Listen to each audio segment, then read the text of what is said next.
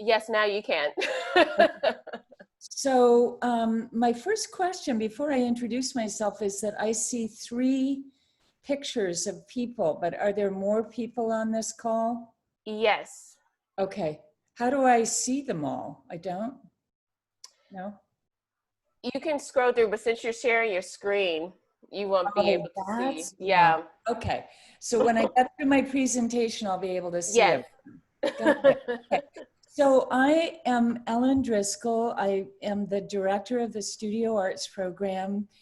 I have been at Bard for 7 years, and I started actually one of the classes that I'm going to show you the work from um, with overlapping classes with 2 other professors. I think we've been doing this 3 or 4 times now. So with Eli Duker in biology, who's now the head of environmental and urban studies, and with Sophia Stamatopoulou Robbins, who's in anthropology, who teaches a class called The Art of Infrastructure. And I was teaching a class called Air, Earth, Water with a focus on waste. So we decided to start sharing 5 of 15 classes informally, and we came to be known around the campus as the Waste Cluster. And people would say to us, well, how did you do that? We said, we just decided to have our classes on the same day at the same time so we could do whatever we wanted during that time frame. We could be on our own, we could come together, et cetera, et cetera. This got a little bit more challenging this spring, but we stuck to it, and we did 3 of the 5 overlapping classes that we normally do. So it's an ongoing experiment that's truly interdisciplinary, and we are brought together by the subject of waste, which is just so deep for all 3 of us. Well, Sophia has just published her book on waste in the occupied territories. And Eli has been pursuing air and water quality from his doctorate on to the present day. So it's been a privilege to work with them. And then I'm also going to show you the first time that I've actually co-taught at Bard a class called Art and Climate Change with Professor Adrienne Colburn, who couldn't be with us today. She had taught this class several times before at Stanford and at Bard. And she's a very rigorous professor who's worked a lot with CAMI and with the Center for Civic Engagement. And she was critical of her own results, I guess, that she was getting in the class. So she pulled me into it as an experiment, just to see if the student output might shift or change in some way. Little did we know that the pandemic would, of course, change the game completely for us. But I'm going to show you the results of our efforts in both classes. So should I begin, Cami? I think first, if it's okay, Erica, would you like us to do like a quick run through of everyone who's here? If everyone could just introduce That'd be themselves. great. Yeah. So you can get a feel for where everyone's from, Ellen. Yeah. And then I'll do a quick little transition for you. So Yeah. I think we'll start with Maria. So, hi, my name is Maria Willard, and I teach physics at Bard High School Early College in Cleveland. Hi, Maria. Hi. Next we have Becca. I'm just looking at the screen, so sorry, it's going to be random. Hi, I'm Becca Getty, and I teach in the Studio Arts department Hi, Becca. with Ellen. Hi. And I've been coming to several Zooms this week and a lot of Zooms this week because I'm thinking about pivoting my silkscreen class to be community or outward facing, I guess, to a local community. So thinking about developing it as an ELAS class. So I had wanted to talk to Ellen, so I thought I'd just come to this Zoom. Hi, everyone. Hi, Becca. Whoever else wants to jump in next. Sorry, my screen's not scrolling, so just jump in. Yeah, hi, my name's Elizabeth Davis, and I work at the American University of Central Asia in Bishkek, Kyrgyzstan. And I work with the Institute of Education and teach in the Masters of Arts in Teaching program. So I'm currently in the process of also training other teachers, teaching a class right now on digital pedagogy, and also looking at providing training for some fellow university staff on online teaching. So I'm also learning as much as I can, as well as working with other teachers in this transition.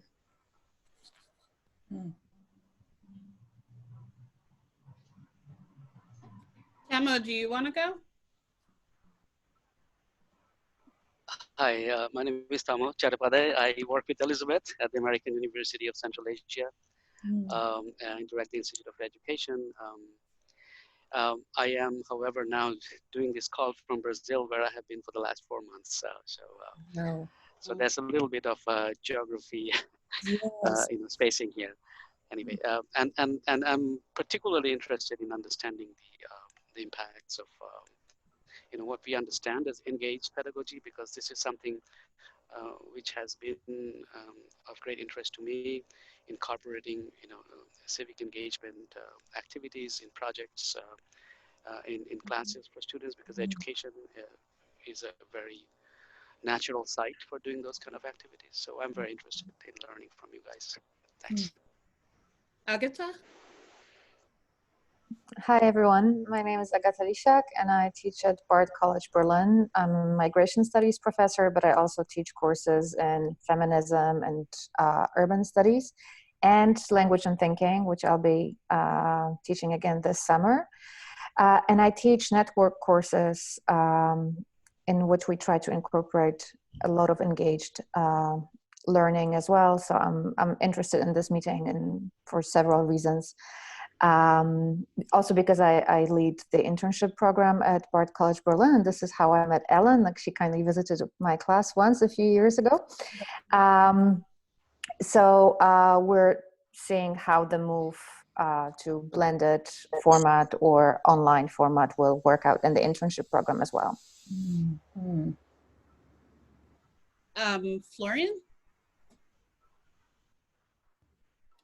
Hi, everybody. I'm Florian. I'm also at BCB, and I teach that internship seminar that I got to just mention with her usually, as well as LNT, which I was supposed to teach at Annandale, but now I'm teaching again in Berlin.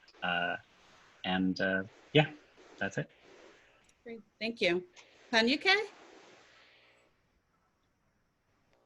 Hello. Hello, my name is Kanike. I'm teaching at the American University of Central Asia in Bishkek, Kyrgyzstan. So I'm very much interested in learning more, but at the law program specifically.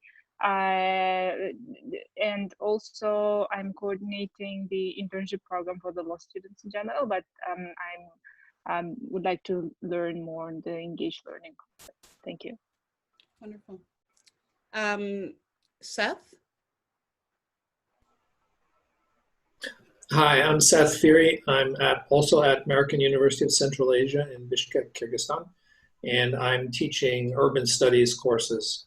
And I'm very interested in doing better at engaging with the students. I found that distance learning during the second half of the semester was pretty frustrating. But I have to confess that I'm also simultaneously trying to watch 2 other webinars which relate to my work. So I'm sorry if I jump in and out every now and then. Totally fine. I think Cammie's recording this, so you can just look at it later. Yeah. Great, thank you. I will check in when I can. Samia? I saw Samia, but she might have lost, she's coming back in. But in the meantime, Versavia? And apologies if I mispronounce anyone's names.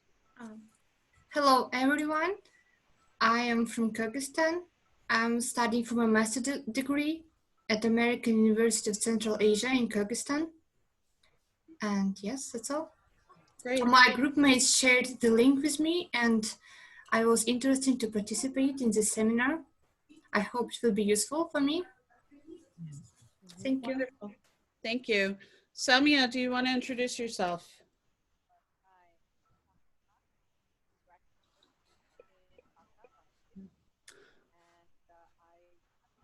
Samia, your volume is very low.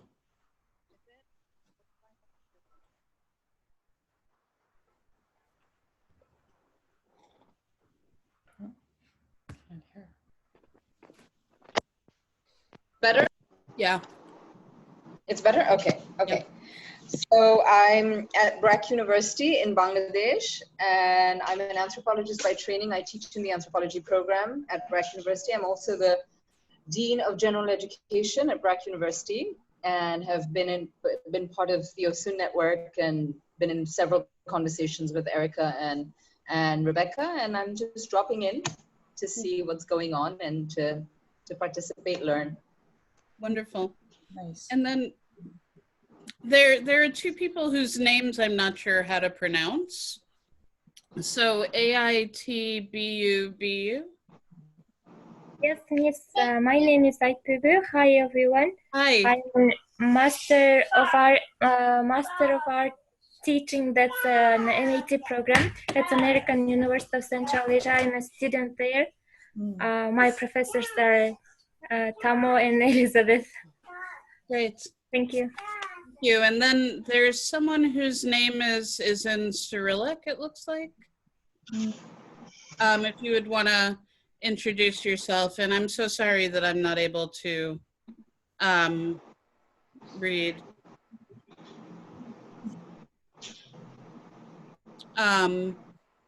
Or you could introduce yourself in the chat if you'd like. If there's connection problem. Danyar, are you there? Karbayev? Oh, it's Danyar. Yes. Okay, great to see you, Danyar.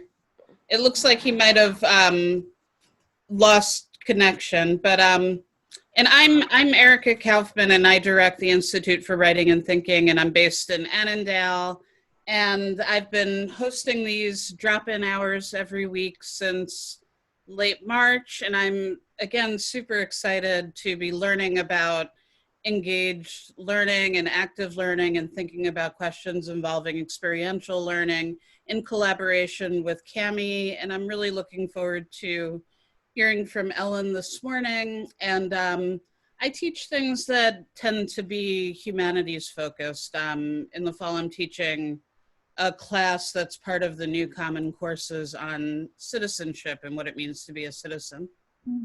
So I'm thinking about ways to make the course more public facing and global. So thank you. Great subject. Thank you. So quick thing, I'll just do a quick introduction before I transition the presentation over to Ellen. I know there's a few people that joined after we did initial introductions. So my name is Cami, and I work at the Center for Civic Engagement at Bard Annandale. I am the Associate Dean of Experiential Learning and Civic Engagement. This presentation is a part of a three-part series. So we discussed the foundation last week in regards to engaged liberal arts and sciences, the different models and the methods that we use. I'm going to do a quick summary of that. Please note, I'm going to put something in the chat box which directs you to our main website, which has went through an undertaking over the past 2 weeks where we have updated a lot of things and resources and materials for you, including an online learning handbook that really shows you the different activities and models and tools that you can use to integrate within your course, depending on whatever discipline you are teaching. And it also allows us to showcase a lot of the work that the faculty did in the spring 2020 semester around engaged active learning in connection with the pandemic. But just a quick background about the Engaged Liberal Arts and Science program. This began about 6 years ago at Bard Annandale. the Center for Civic Engagement was interested in implementing a co-curricular program that would allow for civic engagement to connect with the classroom, as well as faculty and students being able to connect with their communities and stakeholders. So many of you have heard of service learning potentially at other institutions. That's what it's called. But at Bard, we wanted to connect a little more deeper into our community around research and different aspects of experiential learning. And so we decided to go deeper into that concept and pedagogy, and we came up with ELES. So ELES gives students and faculty and community members an opportunity to bring theory to practice by linking coursework, critical thinking skills, and engagement activities within the classroom and the community. And I would say that it was different before COVID, and we'll talk about the pivot. So one thing that is important to highlight about ELES is that it's a form of experiential learning. This allows for students to test their ideas in the real world and develop creative approaches to social, cultural, and scientific issues of today. At Bard, a significant amount of our activities, I would say, take place outside of the classroom. So students learn through engagement with geographies, organizations, programs, in their surrounding communities, not only locally at Bard, but also the partners within the national and international network. And as we learned in the past spring 2020 semester, students having to implement this back home into their own communities.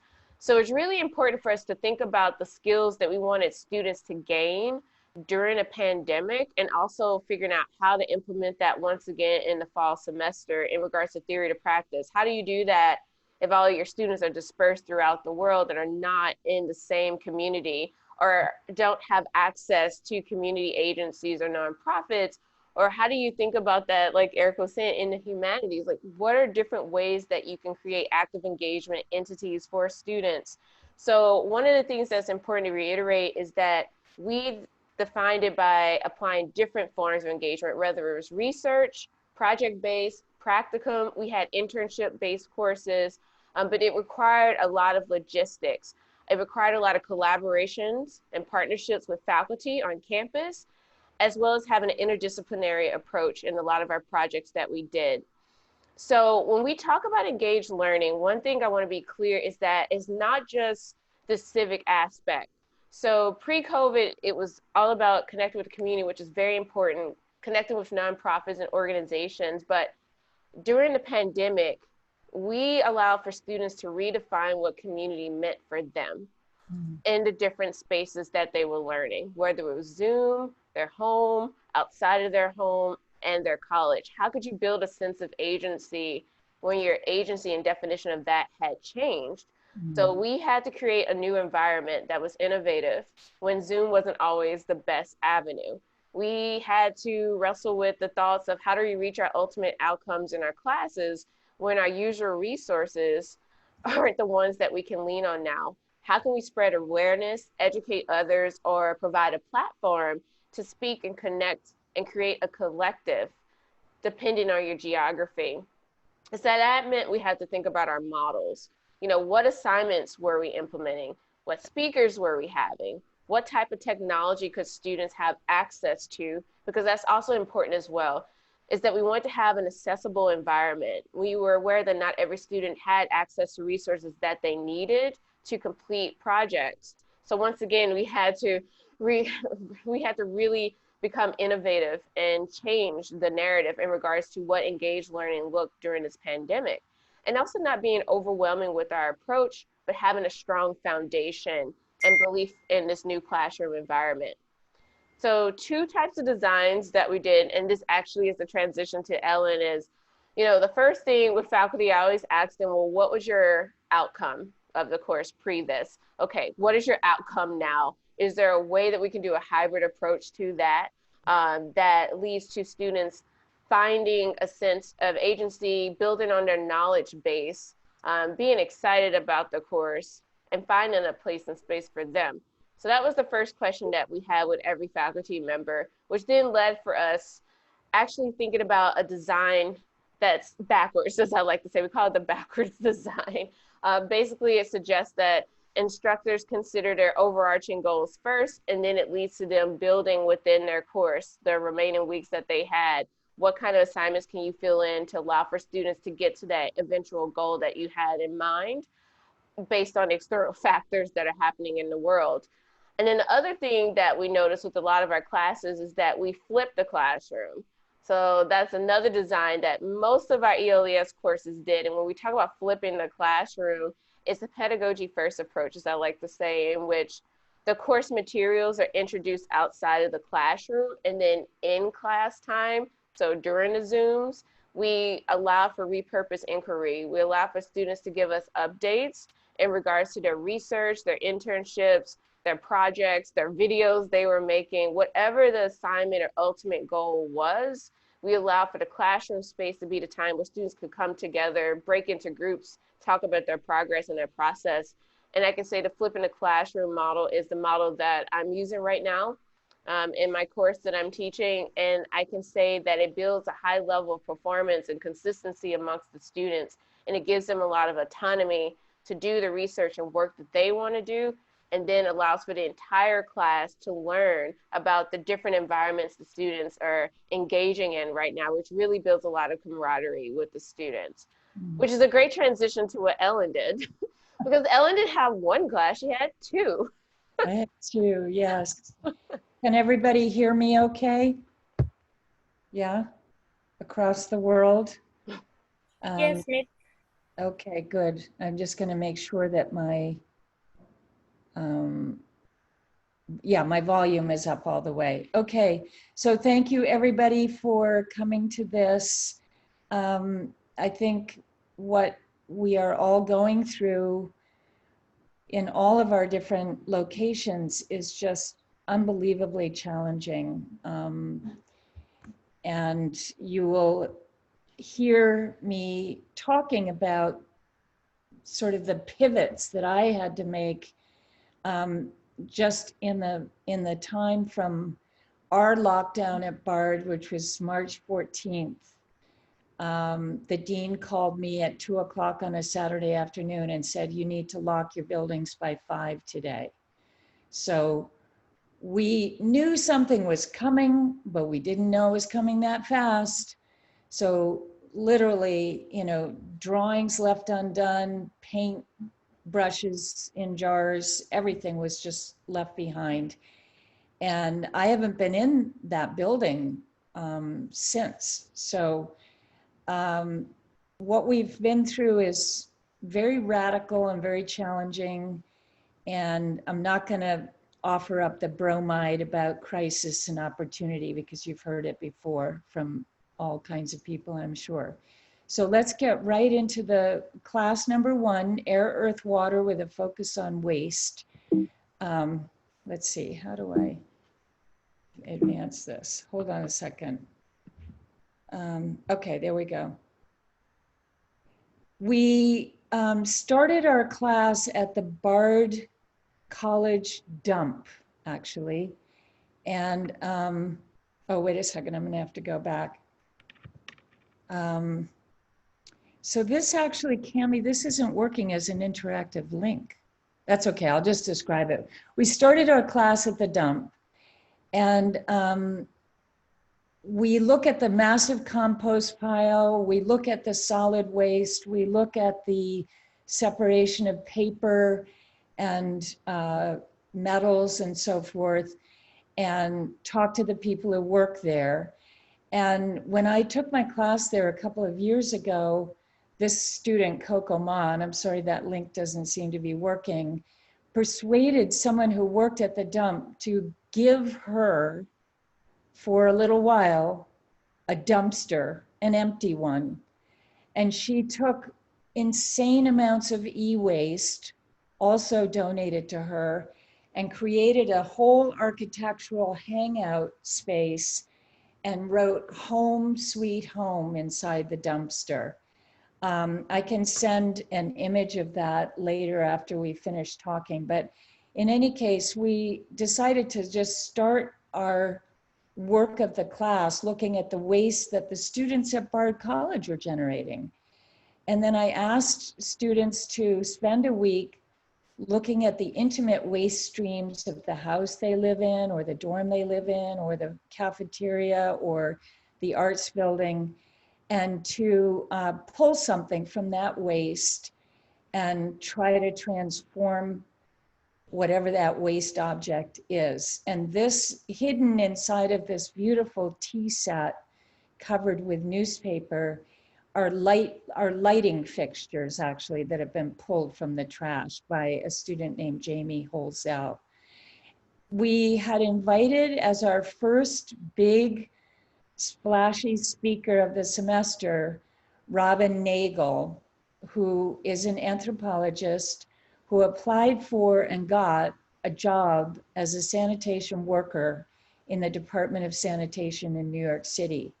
And she worked picking up garbage with the other sand people. They're called sand men, but there's plenty of women doing it too. And she wrote this beautiful book called Picking Up, as in picking up your garbage, about, from the eyes of an anthropologist, about the culture inside of the sanitation department of New York City. And she came and spoke to us early on in the semester with a lecture going back 100 years, more than 100 years of sanitation in New York City, starting with a really striking image of the first sanitation workers clothed in white uniforms to make a visual point that when we dress in our white uniform, we're almost like a visual signifier that we're going to clean this place up, because we'll have to keep our uniforms kind of clean too, actually. They're completely white. Anyway, to sort of bolster the prep for Robin's visit, we studied the amazing objects in this book, which I've used over and over again. The object on the front page made out of forks is a television antenna. And each of the students in the class took an object, or more than one object in the book, that really spoke to them. This is a thread dispenser made in a plastic bottle. This is a very beautifully made basket out of wire. And then using that object as an inspiration, when they pulled their waste stream materials out of Bard's garbage, they essentially paid a kind of homage to one of these objects from Russia. And then Robin came and, oh, sorry, I thought I had a picture of Robin. Robin came and critiqued the exhibition that we put together of these objects. We had these source images from the book, the objects that the class made. We went to Robin's lecture, Cami was there too. And then Robin came and was our guest critic for that first exhibition. We then,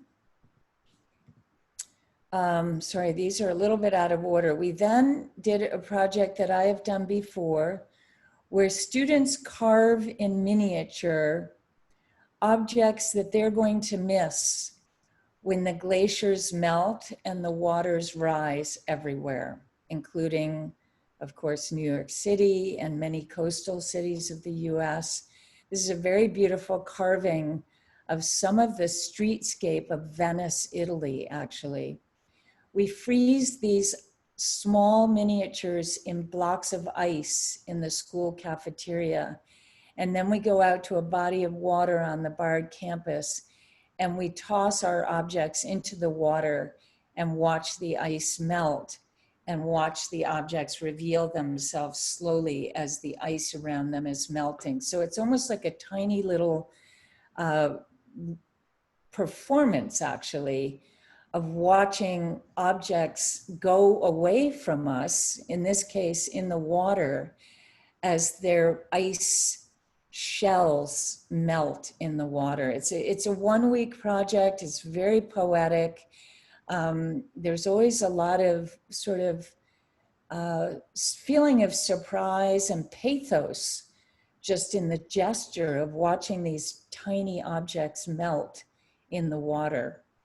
So that piece with the streetscape of Venice was made by a student named Eli McClatchy. The tea set was made by a student named Jamie Holzell. This was the third project. We then sort of telescope out. We look at the Sawkill River watershed, which tumbles streaming through the Bard campus down to the majestic Hudson River below. The Sawkill is a really important watershed. By this time, we've also been to visit Bard College's wastewater treatment plant. Bard has its own small, beautiful facility. The same guy maintains that facility with one other colleague 365 days of the year. He's really wonderful. I've had many presentations from him to classes. He starts his tour by saying, I know when Bard College wakes up. We have our tour around 10 o'clock in the morning.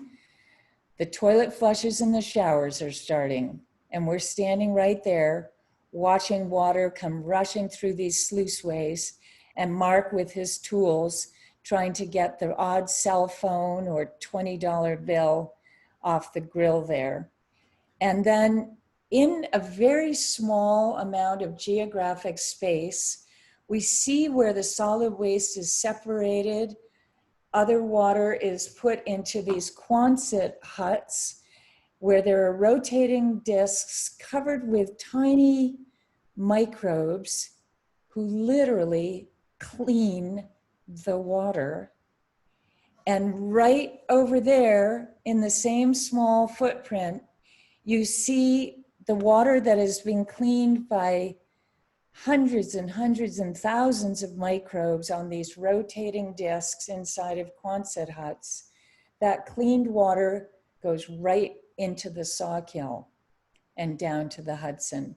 And it's a total eye opener to start with the showers and the flushes and then watch these biological creatures clean the dirty water and put it right back into our local Sawkill. And it is super clean. They test it with all kinds of metrics and so forth. It has to pass very strict environmental standards.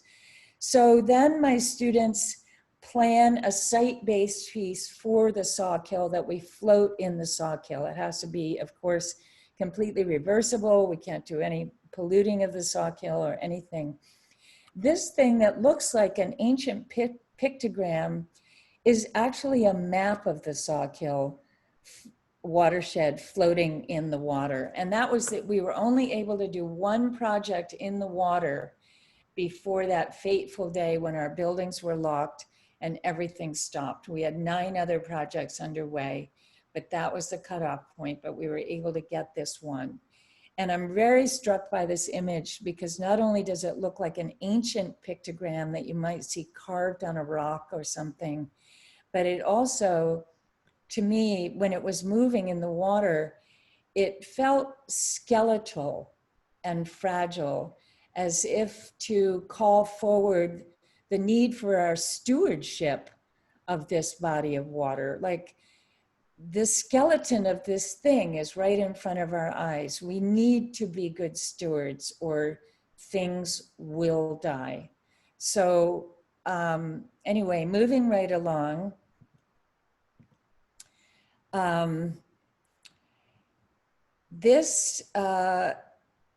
What I did the minute the pandemic hit, I lost sleep and was awake all night long worrying.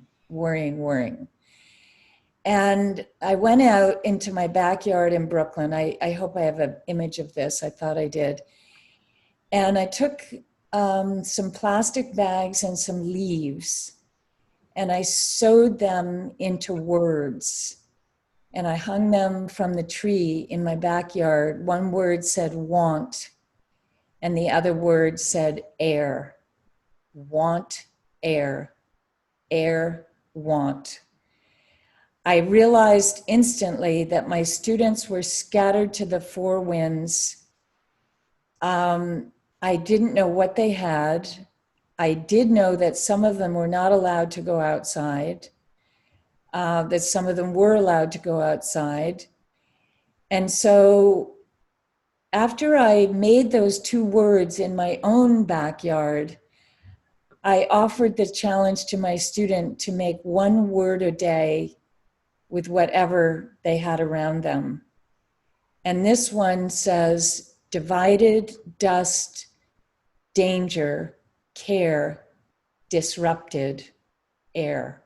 So these ended up being like strange haikus, one word a day with whatever you have. You have leaves, you have matchsticks, I don't know what you have, but just start writing and don't think about it too much. Divided, dust, danger, care, disrupted air. Oops. Sorry, I'm trying to figure out how to advance this. Why doesn't this? Sorry, guys.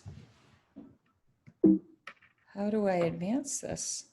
Ellen, it seemed like there was an arrow, like when you hovered, like I saw at the bottom. Oh, there we go. Yeah. Okay. Thank you, Cami. Okay, this one says paradise. Wait a second, I have to put on my glasses for this. Paradise wash, sphere pulp, vein, oil. That one I thought was really interesting in terms of the creative strategies that the student used for each one of them. The one we ended up talking about the most was the very first one with the old-fashioned font on the fence that says paradise, because these students were catapulted into God knows where. This guy's father runs an auto garage, and I think he was far from paradise, but he chose to just install that word on a fence nearby. And then the last one, which says oil, written against the clouds of the sky. There was a lot of sort of the energy of invention and material exploration in the work that this student did. This one says, repeat, repeat, repeat, sleep here, there, wild. And this person was living in a dorm and by this time was running the Bard College Food Bank.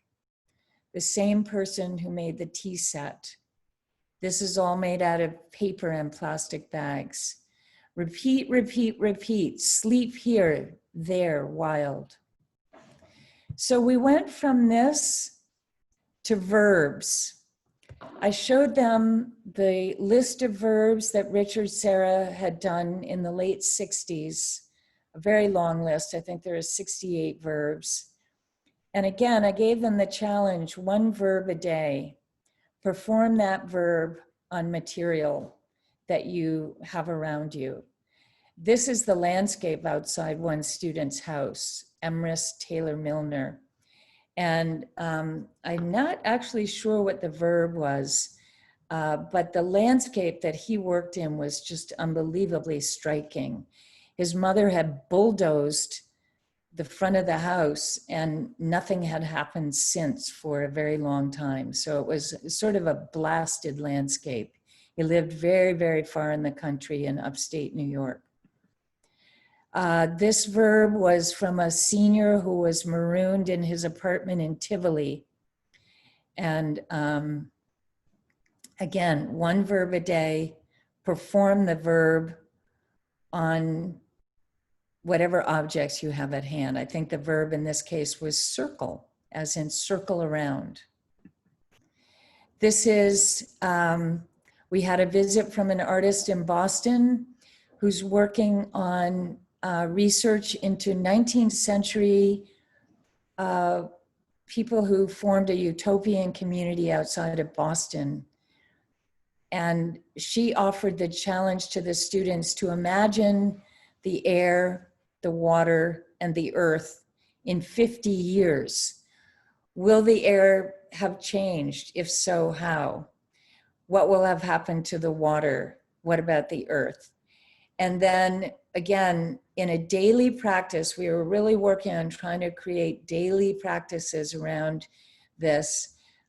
Eli, the same student who had made the text piece with Paradise on the Fence, wrote this: time warp, no promises. And that was in response to envisioning the future. This is in response to that same challenge. Dream in absence, air that floats hope. That origami bird is, you can tell by the scale of the photograph, is really enormous.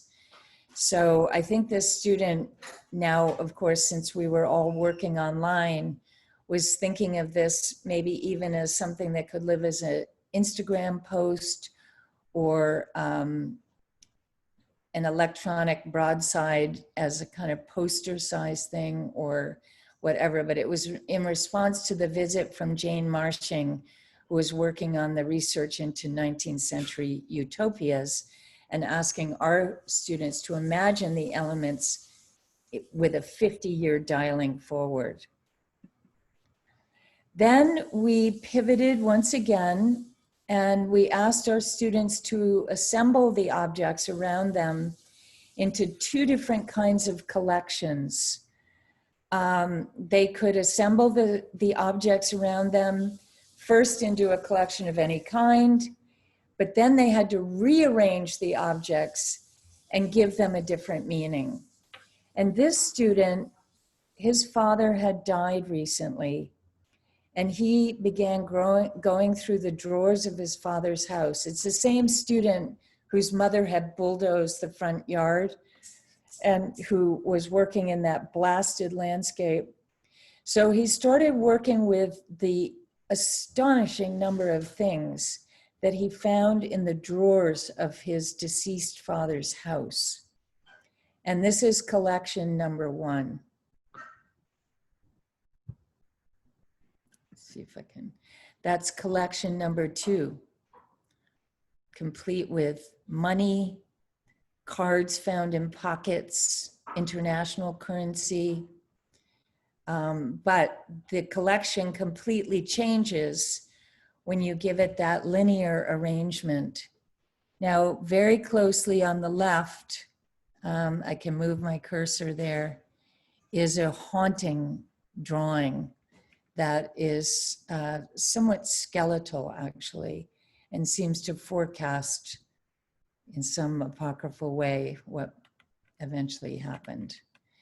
This is the final assignment. We decided to let everybody loose. We had done haiku, we had done verbs, we had done utopian musings and recontextualized collections. We decided to let them loose on a final project. And that same student who was working with his father's objects made these very poignant bundles of things out of the objects that he had spread out in the collections. So in every case, we were forced to work with whatever they had around.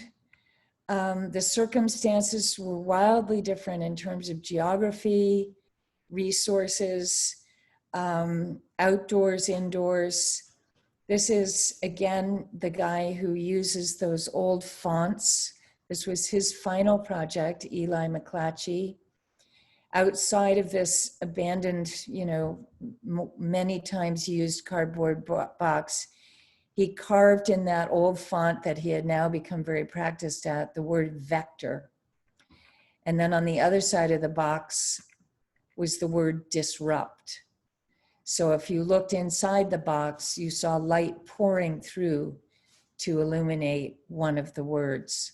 And you can tell from his earlier work, the word paradise on the fence, the word wash is a shadow, that Eli, by this time, had really done quite an interesting body of work just with text. So what this says is vector disrupt or disrupt vector, as in disease vector. We need to disrupt the vector of this disease. and we don't know how to actually. But to take, we also talked about the fact that the pandemic had forced everybody into this, to me, kind of awful online shopping scene where people were getting things delivered in boxes. And for a class studying waste, the carbon footprint of the new online delivery was just horrifying. But there was nothing that could be done about it. People couldn't go out, they couldn't go to stores, they couldn't get at their food. So to take this box, which had literally been around the block a few times and was spray painted and used for other things, and then to carve disrupt vector disrupt into this box, which is used for shipping goods and movement of things, I thought it was a very precise and very poetic and kind of gritty finale to our semester. And this student, by the way, was a senior graduating in biology. His research was in a specific fungus that the Lyme disease tick does not like. So he was completing that senior project while he was making these pieces. And, you know, he's not an artist. He had never, he liked making things. His father fixes cars. But that's an example of a student that I think just really stepped into it and did, for me, haunting and poetic work. And I say the same thing of the guy who worked with his father's objects too. Every week was a surprise. They were really showing up for this challenge. So I appreciate these students so, so much.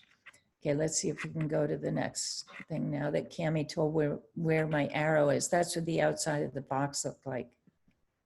Okay, there's Robin Nagel, our guest there. At the critique of those objects that we were paying homage to way back in the old days of the class, pre-pandemic. That's Eli in the front, the one that I just spoke about. Okay, now we move to art and climate change. Ellen.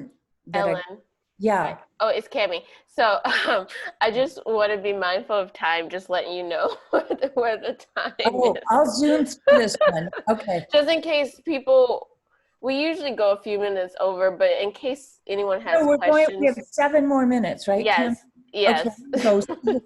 Thank you. Yeah. Okay, art and climate change. We started with very personal drawing. Draw your memory of something in your childhood. And then zoom out to you at 20 years old now, wherever you are, and draw whatever has changed. So you're going to see the drawing of the original memory and then the overlay. We asked them to use tracing paper overlays in lots of cases, so you could even lift the overlay and see the before and after picture. But we wanted to start with touching climate change. Let's touch it with our fingers. Let's remember and draw. That one was actually very funny. A student from Seattle who drew it at ground view from the mushrooms point of view. Then we moved to sort of messaging posters, was still pre-pandemic. We taught them Illustrator and Photoshop. We tried to really hone their graphic design skills so that they were delivering quick, punchy messages. This one's really funny. And we installed these in the campus center pre-pandemic. It was the last crit we had before everything shut down. And so we had an in-person critique of these posters that they did, and then lockdown. And we had originally planned to pay a kind of homage to the French artist J.R., who took pictures of people's eyes and installed them all over the roofs and architectures all over the world. He has done this. So we had thought that we would do a project on the eyes of endangered species who had either died out or were going to die out. We couldn't do that when everybody was pandemically scattered to the winds. So we switched and did two things. We made stickers and zines. Each student had to research 5 creatures and create 5 zines of the creatures they researched. And then we produced stickers. We had thought, pre-pandemic that we could distribute the stickers on Earth Day, but we couldn't do that. And so everybody got stickers and zines, but maybe they are distributing them post-pandemic. We don't really know. We did ask the students how they wanted to distribute their work, and they chose Instagram. So we did do an Instagram feed of the endangered eyes, which I think was really successful, actually. And these are the zines, which you cut in a certain way and fold into a little book. It's about the size of an old-fashioned postcard. I have some. Yeah, we sent them to you. Yes, I got them finally. I'm holding them up right now. Oh, good. Okay, that's how big they are. Yeah. Yeah, that's the final page. Those are the stickers. And those are the ones that ended up on Instagram. So thank you, everybody. That's it. We finished on time. Thank you so much, Ellen. And, if it's okay with you and Cami, I think we have a couple of minutes for questions. Yeah, I'd love to take questions. Don't be shy, everybody. I will say that in the art and climate change, oh, there's everybody. Oh, that's so exciting. In the art and climate change class, we had actually, our civic engagement component of that was supposed to be working at area farms, the Bard Farm, a farm at the Y in Kingston, or a farm through a contact of Cami's. So our final project wasn't supposed to be about endangered species eyes installed, as you would see the watching eyes as you went to the campus center, and a celebration of zines and stickers on Earth Day. It was supposed to be working with local farms, and we weren't able to do that, obviously. But the booklets now can be shared with young kids in the community. I think that was the cool transition. Well, Adrian has a 4-year-old, and he acted as an informal critic to our work. And he was not shy, and he said, these books need to be bigger and more. So, okay, well, we had a big amount of work to do just to get the ones done that we did. But anyway, we hear you. Yeah, and also your class created a Vimeo video as well. Yes. So did you want to mention that? Of the eyes? Yeah, you're holding out on the good stuff. No, well, I'm a little bit technologically challenged, but maybe we can send links of those. I can, yeah. Okay, yeah. So in the pivot, with everybody trapped indoors and unable to exchange things, like, we thought, hey, you go out to the streets with stickers and stick them on telephone poles and things like that with the Instagram hashtag on it. No, half of our people weren't allowed outdoors. You're not supposed to touch anything. Don't touch a telephone pole in Brooklyn, God knows. So forget it. So we were constantly trying to reinvent ourselves. It was super challenging. And yeah, I don't know. But here's the good news. Our students remain, in both classes, the students were fully engaged. They showed up, they did great work, no absentee problems. And yeah, even the one student in Air, Earth, Water who said, I have attention deficit problems and I'm really struggling with being all alone in my apartment. I can barely do this. But at least he told me. And we were able to kind of work with his challenges and so forth. The student who lost her phone service, we figured that out. my last class with her, I was FaceTiming her on my phone, holding my phone up to the Zoom session. So, you know, the pandemic is cruel to people. It exposes terrible inequities of resources. But still, I feel like by establishing the daily practice, I think that was a key thing, to establish a short daily practice. You build incrementally, you build confidence, you see results. And then they really showed up for it. Yeah. Yeah, that's amazing. I'm sorry, Ellen. That's like the best thing I could say for anyone who wants to do this. I call it little increments of breadcrumbs, like every week, because I'm doing the same thing in my class. It's like these mini journals that we're doing on a Padlet, and they're just thinking, oh, she's making us posts.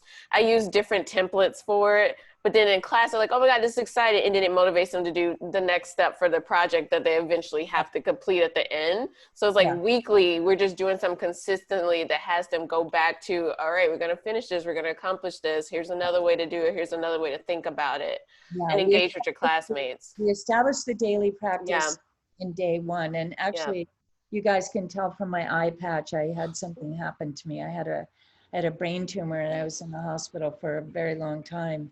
And in the hospital, they said, inch by inch, life's a cinch. Yard by yard, life is hard. And I'm like, oh God, it's so corny. Now, of course, I live by it. They're actually right. Inch by inch, life is kind of a cinch. So yeah, and that's like some sort of Velcro for your brain too, because once you hear that little nursery rhyme, unfortunately it'll stick on there. But it's been helpful to me. I mean, yeah. Also, your students were really creative in using the technology that the young people use today to get the outreach about their projects, which I think is really key. And that's another outward facing thing to do. They use Vimeo and Instagram. I posted it in the chat, but it led to a strong following of people having a conversation in their communities back home about the stickers that were all around town. So they had like many moments of going viral, so to speak, because of what was happening on Instagram. So there's a lot of unique, creative, and fun ways to do this. I always say it's fun. It's okay to say that. It is difficult at times, but it can be fun too. No, they had fun. Yeah. Dear Ellen, I just have a question. Yeah. Can I ask? Thank you. I wonder, did you assess these projects? If yes, how did you assess them? How did we assess them? And get well, Ellen, with your eyes. Get well.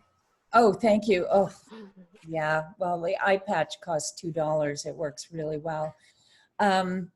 So I would say that I assessed them with great empathy. I immediately understood that what was happening was shocking, and it was frightening. And so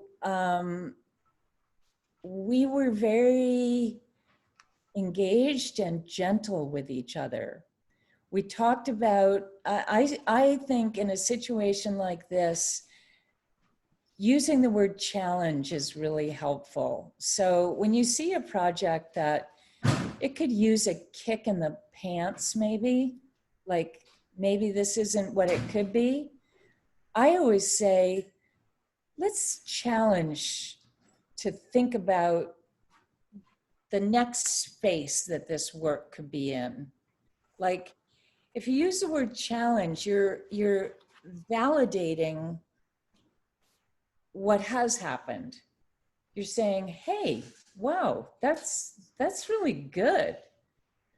But let's challenge to think about where it could go if you weren't locked in your bedroom and only had plastic bags. So we used our imaginations because we couldn't actually, go back to a shop and rework it. These students only had what they had, and it wasn't a whole lot. It was dirt, sticks, leaves, detritus around the house or objects in the house. And I don't know if that answers your question, but I was pretty gentle and empathic. I was not in a mood to be sort of art school, Yeah, to dismotivate them, right? Yeah, I wanted them to stay in the game.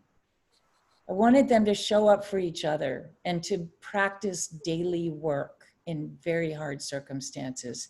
And I felt like that was going to come from kind of a gentleness, not harshness. Their lives were already shocking and harsh. Yes.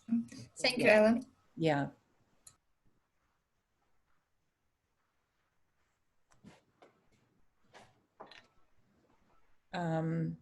Becca, did you do an Instagram feed with your students? You did, didn't you? We actually posted our work to just like a Google Classroom in the stream. I just closed out the whole like assignment exchange part of Google Classroom, made that inactive. So everything was in the stream, and they would go in and be able to comment on one another's works. And then when we met on Zoom, we could see everyone's comments. Oh, that's a nice way to do it. Yeah. But now I've been thinking about Brightspace or seeing, I like the audio component. I haven't done or the possibility. Brightspace. Becca. Yeah, I haven't looked at it yet, but I've heard about that. Yeah, or I read about it somewhere, Becca, that like you could leave audio comments. Yeah. I would say another thing you could use is Padlet. It's actually more, yeah, I'm actually going to put a link in the chat box. We actually have a digital license now for the entire institution to use this. And it's been used by a lot of studio design department nationwide that allows for students to see the pictures, comment, you can record, and it's not connected with the Google Classroom or the Brightspace. It's just a separate thing. Students don't even have to log in. They can just join the Padlet. And I mean, Agata's used Padlet in a lot of different ways as well. Like, I'm new to the game with it, but I love it. I'm obsessed with it. Okay, great. Just because of the different ways that students can engage. Like, I use it for journals. Like, so that's my daily thing with the students. Like, I'll do a voice recording based on the prompt. And then the students can build collages, or they can record and respond back to me. And like all these crazy fun things, but students love it. They thought it was great. I mean, it took hours to do it, but they thought it was fantastic for like the 30 minutes that they got to use it in class. So it's just, pulling out the bells and whistles and tricks out of my bag to keep them engaged and excited about whatever it is they want to do. Are we going to get training? I like that. Or are we going to just learn it on? Are we going to get training on Padlet? Sure. You easily can call me. You know, Ellen, we could just jump on a Zoom. You got it. Okay. And I can pull in Agata, the Padlet queen. I'm sorry. No, I love it. I love it. As you know, I really, really like it. And Florian and I, we started planning our L&T sessions for this semester or for this summer. And we may have some blended L&T situations. And I was like, Padlet. And I shared it very enthusiastically with Florian and another colleague. And I think we'll be incorporating it if we end up teaching L&T in a blended format for sure. Okay. Padlet is really also kind of amazing as far as thinking about ways to foster a sense of community. Like, I've been using it in that way, and it's really amazing what you can do by curating images and inviting students to kind of join you in the curation of images. Ellen, I'm so struck by the extraordinary work that your students did. And how it's really such an, for me, an inspiring example of really meaningful asynchronous practice that we can invite students to do with us regardless of where we are. Right. And it's also fascinating. I share some of the students that you had.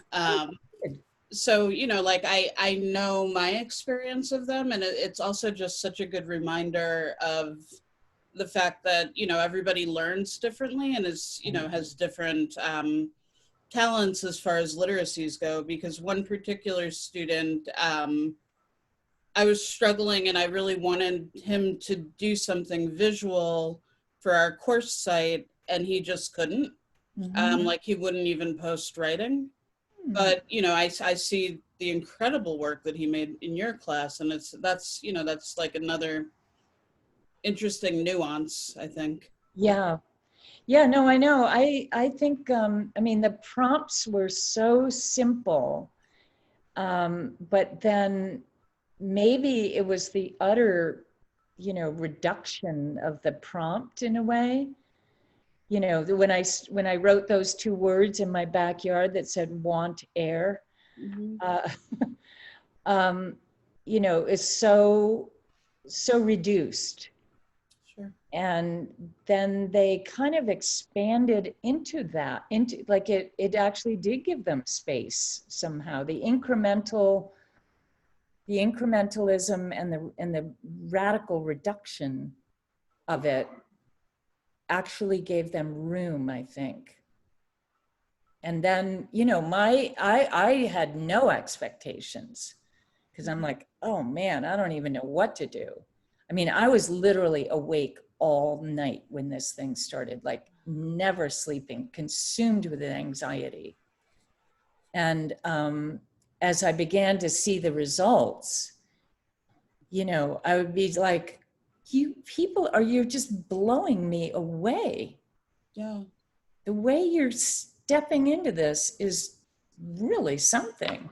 I mean, especially that student, Emrys Taylor Milner, the one whose mother bulldozed the yard and stuff.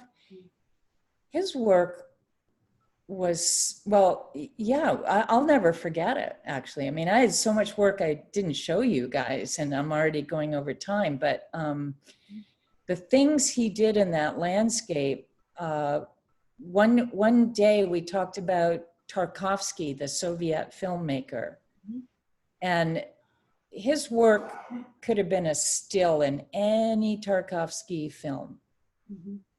The things he was doing in that landscape, and he was a film major.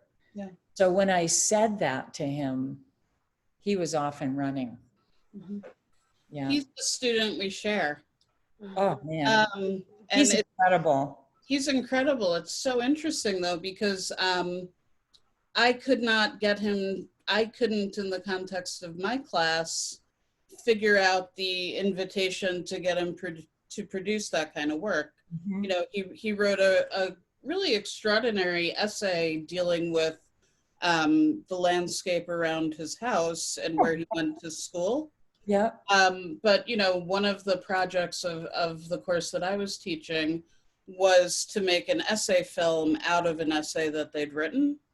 And I thought that it would certainly be something where this particular student would completely like blow it out of the water, but he had a really hard time. Yeah, yeah. And it's, you know, questions like that are really, really fascinating.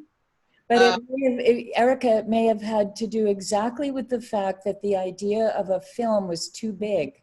That's what I'm realizing, yeah. That the daily practice brings it down into something you can do.